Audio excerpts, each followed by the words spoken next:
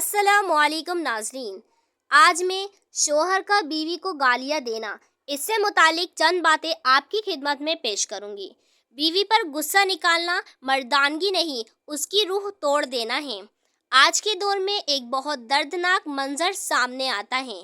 نکاح کے بس کچھ ہفتے یا ایک مہینہ گزرا نہیں ہوتا اور کئی شوہر اپنی بیوی ہی کے ساتھ تیز آواز، بد اخلاقی اور کبھی کبھی تو سخت گندی گالیاں تک پہنچ جاتے ہیں۔ ذرا دل پر ہاتھ رکھ کر سوچو، تمہاری بیوی وہ لڑکی نہیں جو اپنے مائکے کی پرورش، اپنی ماں کی آس، اپنے ابا کی چھایا، اپنی ساری آرام دہ زندگی چھوڑ کر صرف اور صرف تمہاری حضوری میں تمہارے ساتھ زندگی گزارنے آئی ہیں۔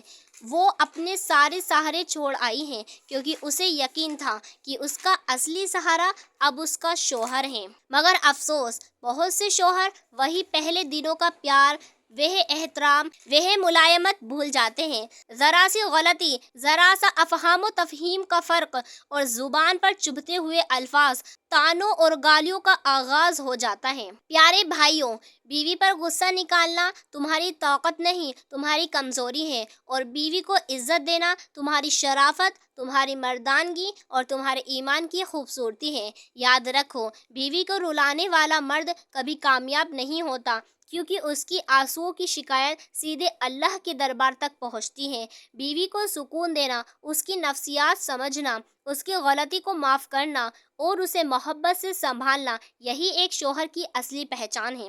جو شخص اپنی بیوی سے نرمی سے پیش آتا ہے، اللہ اس کے ایسے گھر میں برکت، رحمت اور سکون بکھیر دیتا ہے، اور جو روز بدتمیزی اور گالی سے اس کا دل توڑتا ہے، اس کے گھر سے دھیرے دھیرے ساری برکتیں اٹھ جانا شروع ہو جاتی ہیں۔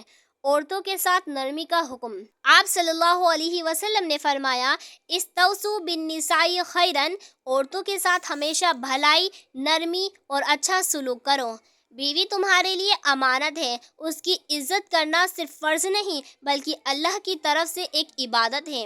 لہٰذا میں اللہ تعالیٰ سے دعا کرتی ہوں، اللہ پاک سارے بھائیوں کو اپنی بیوی کے ساتھ اچھا معاملہ کرنے کی توفیق عطا فرمائے، آمین یا رب العالمین۔ وما علینا الا البلاغ المبین۔ السلام علیکم ورحمۃ اللہ وبرکاتہ۔